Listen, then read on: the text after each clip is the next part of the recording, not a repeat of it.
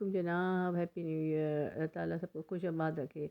तो जी सुबह हो गई है और हम निकल आए हैं बाहर आपको दिखाने के लिए बर्फ़, कितनी बर्फ़ पड़ी हुई है। देखें, ये रात को बर्फ़ हुई थी, न्यू ईयर के स्टार्ट ही होते ही बर्फ़ पड़ गई और सुबह उठे तो पूरा हर चीज़ सफ़ेद सफ़ेद हुआ हुआ था।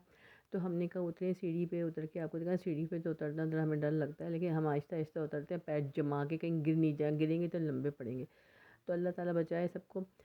और ये नया साल सबके लिए अच्छी खुशियों की वो लेके आए, वही लेके आए, सबको शुक्र रहे, सेहत तंदुरुस्ती के साथ रहे, अपने अपने घरों में, अपने सबके साथ। और जी हम उतर रहे हैं, हमने कहा आपको बर्फ़ दिखाएं। हमारे इर्द गिर्द के सब जगह बर्फ़ से कवर्ड हुए हुए हैं। देखिए ये पूरा घास जो ग्रीन था वो सब वाइट हो चुका है, अब वाइट ग्रास है हमारे पास। तो हम इस पे खेल रहे हैं, इस पे पैर रख के, जमा के पैर रख के ना, मशमूश करना बड़ा अच्छा लगता है मुझे। पैर रख के ऐसे ना अंदर से, ये जो कुछ भी नहीं, हल्की फुल्की बर्फ़ पड़ी है, इतनी ज़्यादा नहीं हुई, लेकिन सफ़ेद हो गई सारी चीज़ें, क्योंकि ये मेल्ट हो रही है साथ साथ। धूप तो नहीं निकली, लेकिन सुबह के वक्त थोड़ी सी मेल्ट हो रही है, क्योंकि हवा नहीं चली। अगर हवा चल जाती है तो आज तो भाई मत पूछे, इतनी कड़के की वो जम जाती है और फिर ये बाहर निकलना भी मुश्किल हो जाता। गाड़ी देखिए फ्रीज़ हो गई है, car is freeze, car is freeze. और हम खड़े हुए बर्फ़ के आसपास, देखें ये सब है। और ये बर्फ़ जो है बर्फ़ ही बर्फ़ है। हम आपको दिखा रहे नज़ारे कनाडा की लाइफ के। हम पहले जब कनाडा आए थे तो हमें सब कहते थे कनाडा में ये होता है, कनाडा में सर्दी में, तो मैं तो समझती थी शायद मैं फ्रीज़ हो जाऊँगी, और फ्रीज़ होने के बाद बिल्कुल मेरी तो पता नहीं क्या होगा मुझे। तो लेकिन जब मैं कनाडा आई शुरू में मुझे बहुत मुश्किल लगा। एक पहला जो आपका जो साल होता है ना, वो आपको समझ नहीं आ रही होती कैसे चलना है, कैसे पहनना है, क्या करना है। फिर आपको सब समझ में आती है कि आपको बाहर निकलना है, सब कुछ पहन के ही निकलना है, वरना आप निकल नहीं सकते। आप बहुत सारे मसाइल हो सकते हैं। तो ये है कि फिर कनाडा में बर्फ़ पड़ती है। अब देखिए इसने शूज़ नहीं पहने, मैंने इसको कहा था स्नो शूज़ पहन लो, नहीं नहीं नहीं, भागने के चक्कर में जॉगर्स पहने। अब जॉगर्स जो होते हैं चलते नहीं हैं, जॉगर नीचे से गीले हो जाते हैं ऊपर से। मैंने तो पहना हुआ सब कवर्ड है, लेकिन स्नो बूट पहनना ज़रूरी होता है, उससे आप बहुत ग्रिप मजबूत हो जाती है। बच्चे तो खैर भागते दौड़ते रहते हैं, इनको कुछ वो नहीं होता, लेकिन हम जैसे लोगों को ज़रूरत है। सब लोग यहाँ बूट, स्नो बच्चे भी पहनते हैं वैसे, स्नो बूट्स और ये सब सब चीज़ें ये कंपलसरी हैं गैजेट्स।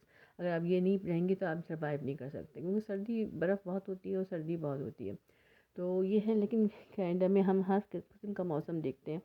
तो सर्दी भी होती है, गर्मी भी होती है, स्प्रिंग भी होता है, ऑटम भी होता है, हर मौसम बहुत खूबसूरत होता है। और फिर जी यहाँ पे ये है कि अगर आप बर्फ़ पड़ती है तो आपके जो ड्राइव थ्रू जहाँ आपकी गाड़ियाँ खड़ी होती हैं, वहाँ तो चलो आपकी गाड़ियाँ खड़ी होती हैं, आपको खुद ही साफ़ करना होता है। लेकिन सामने का जो इलाका होता है ना, सामने जो हमारी तरफ है, वो देखें उसमें पाथवेज़ है, वहाँ पे आपको साफ़ खुद करना पड़ता है। बर्फ़ चाहे कितनी भी पड़ी, वो आपकी ड्यूटी होती है। अगर आप वो साफ़ नहीं करेंगे, जैसे सामने ये है ना, यहाँ पे इस जगह अगर आप साफ़ नहीं करेंगे तो कोई गिर गया तो वो आपको सू कर सकता है। तो ये गवर्नमेंट की ज़िम्मेदारी नहीं होती। हाँ, हाईवेज़ और जितनी आपकी वो जगहें हैं, मेन रोड्स हैं, वहाँ पे सब गवर्नमेंट का, म्यूनसिपलिटी जो होती है वो बर्फ़ जैसे गिरती है उसको साफ़ करते रहते हैं। रोडें साफ़ नज़र आएंगी आपको क्लीन। लेकिन ये जो जगह, ये जो आपको नज़र आ रही है दरख्त, देखिए दरख्त कितना खूबसूरत है। ये बिल्कुल झड़ ऑटम में गिरता है, ख़त्म हो जाता है, फिर बर्फ़ पड़ती है, इससे वाइट वाइट सब पर इतना ब्यूटीफुल लग रहा है ये वाइट। हर चीज़ सफ़ेदे से ढक गई है। हम तो बचपन में कहानियाँ सुनते थे या नज़में सुनते थे, उसमें देखते थे, अब तो हकीकत से आंखों से देख रहे हैं तो अंदाज़ा हो रहा है कि बाकी में कितना खूबसूरत हो जाता है बर्फ़ में।